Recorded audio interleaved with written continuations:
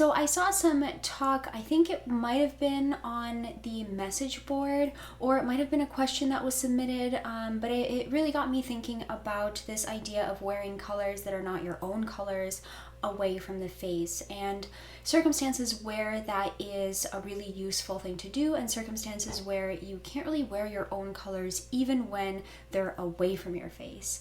So let me start by giving some examples of times where it's really easy to wear colors that are not your own away from your face, and that is colors that are in your chroma and in your values. So they are about as bright as your undertone, and they are also pretty much like the level of depth. They're not too light and not too dark for you. So in that case, you can usually wear them away from your face. So if they match you in chroma and in value, you can wear them away from your face if, let's say, they are the opposite temperature. So if you are cool and delicate, you could wear peach away from your face, let's say. Let's say Jennifer Aniston, she could wear peach away from her face. So that is sort of the first scenario where wearing colors that are not your own away from the face is a pretty good idea. But you could run into problems, first of all, when you are dealing with value. And I say, you could run into problems. It's not because it's impossible to include all value ranges. I really believe it's possible to include all value ranges and all temperatures, and in some cases, even some chromas, that are not your own into your color palette if you really know what you're doing. So I'll discuss that here a little bit more. But what could happen with value is that a color is too dark for you. For example, someone with Cate Blanchett's coloring, I would not recommend that they wear black pants, even though Cate Blanchett, warm and delicate, she could wear a peach top and black pants. In terms of her coloring, those pants are just too dark for her. So when she wears black pants, it's like just distracting. It's just throwing off her entire coloring, because her coloring is really light. She has light blonde hair, light skin, warm and delicate, light eyes, everything, and it's all very soft coloring. So when she wears black pants, that's just not really going to look harmonious with her coloring. So I realized that, it's not always as simple as wearing colors that are not your own away from the face. But Cate Blanchett could wear gray pants away from her face really quite easily. And to take this, this idea a little bit further, can Cate Blanchett ever wear black? And a lot of color analysts would say no, she could never wear black, or it's definitely not recommended that she wears black. I would say she actually can wear black, and everyone with light coloring, blonde hair, light skin, you guys can wear black if you really want to, even if you're light. And Cate Blanchett, of course, she's not the best example because she's warm and delicate, so black is also not a good color against her skin, but she can wear black in terms of value if she just wears some black eyeliner, or some really dark eyeliner, or some dark accessories, or dark sunglasses, or a dark hat or headband, or anything like that, anything to sort of bring in that black color and repeat it from neck up is going to work and create harmony in her overall look. So lighter people, low contrast people, blonde, light skin, they can also wear darker colors. So oftentimes people ask me, how dark of a color can I go for?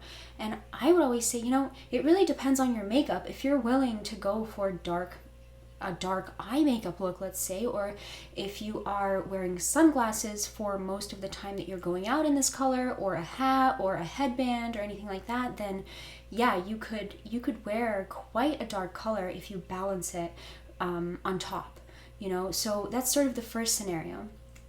So value is a little bit more forgiving. If you know what you're doing, you can kind of tweak the different values of your face and things like that to match the value of your overall look, the colors that you're wearing. But actually, what's more challenging, in my opinion, is to take contrast away. So let's say Anne Hathaway. Anne Hathaway has the light skin and the dark hair. So for her, if she tries to do the opposite thing, like the analog of what Cate is trying to do, so Anne Hathaway trying to wear maybe a cream color is similar to Cate Blanchett trying to wear black. You see that Cate Blanchett is light and low contrast, and Anne Hathaway is light and high contrast. So it's kind of like it's the analog. And for Anne, it's actually going to be a lot harder. It's actually, I can't really think of any ways that she could wear an all light outfit unless she wants to dye her hair, which I also would not recommend for her. I really like her hair color as it is. I think it matches her undertone really well. So it's pretty interesting. I think we focus a lot on how, light blonde people really can't wear darker colors, but I actually think it's more true that, people with darker hair and light skin, those high contrast people like me, have a harder time wearing lighter colors because, you can't take contrast away. Like, what am I going to do? Dye my hair blonde for one day to wear a lighter color? That's not reasonable. But I could wear, if I were Cate Blanchett, I could wear dark eye makeup for a day to wear a darker color or a dark headband, and that would work. But for me, since I already have this high contrast level, I can't take that away very easily, you see? So if I wear just like an all light dress and light shoes and, a light bag, my hair is just gonna look like it's separate from the rest of the coloring. The pattern of my coloring won't be repeated, and I would basically have to add. But, does that mean that I can't wear light colors? Absolutely not. It does not mean that I can't wear light colors. And if you are, high contrast like me, you have dark hair and light skin, or anything like that, you can wear lighter colors. It's just that you might also want to think about including some darker colors to repeat the pattern of some of your darker features throughout your look. So to me, the question isn't always, can I wear darker colors or can I wear lighter colors? It's more that, of course, you can.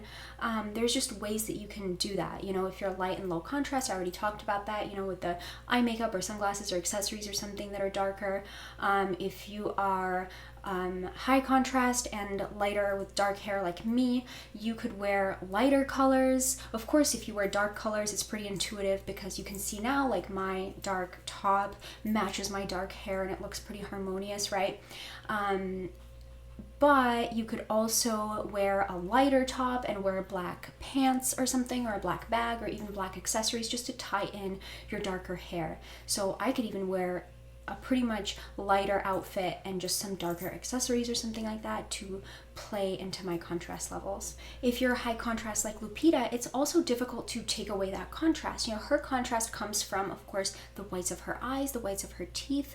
So it's really difficult to take away that contrast. And I think she really does not look good in darker colors. Definitely not as vibrant as she looks in lighter colors, because it really brings out her dynamic contrast levels. So, for Lupita, it would be a bit more difficult to pull off darker colors. Just like for Anne Hathaway, it's difficult to pull off like an all light look. For Lupita, it's difficult to pull off an all dark look because, they are both high contrast.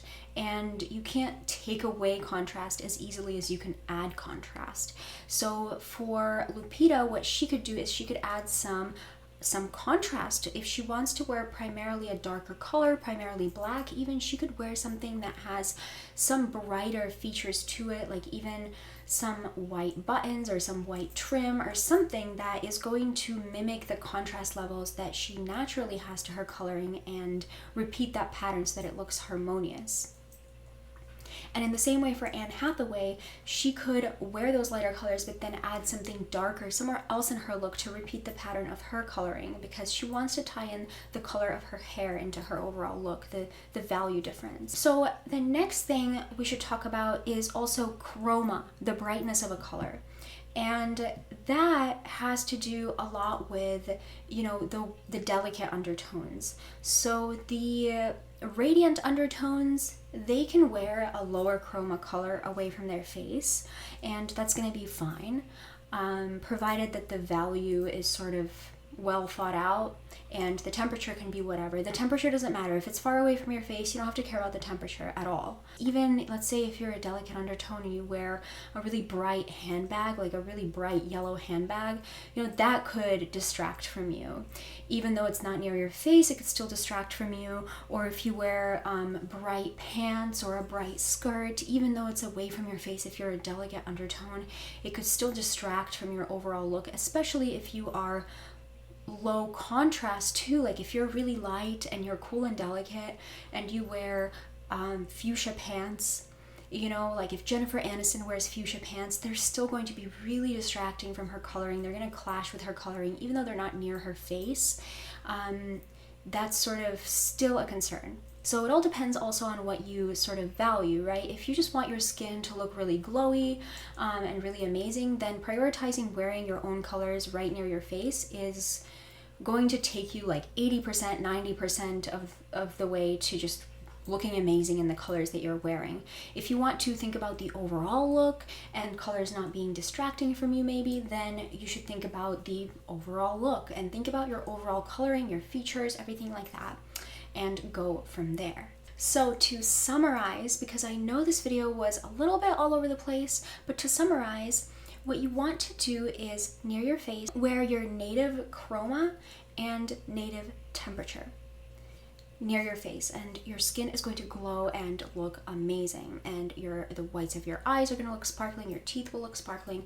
So near the face, don't focus that much about value and focus on chroma and temperature for the sake of your skin. Then look at your own coloring with your features combined with your skin and your eyes and eyebrows and hair and teeth and everything, and figure out if you are high contrast or low contrast. And one way you could do this is to make a photo of yourself black and white and just see how much of a light and dark difference there is overall with your features. So I would be a high contrast person, Beyonce would be a low contrast person, I would call Zendaya medium contrast, I would call Cate Blanchett low contrast, I would call Aishwarya medium contrast, I would call Alexis Bledel high contrast.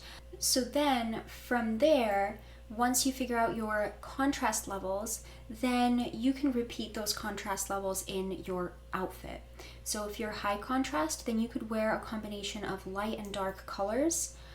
And if you are low contrast, then just wear whatever your value, your color value is. So Beyonce would wear like light to medium value colors to match her low contrast light to medium coloring.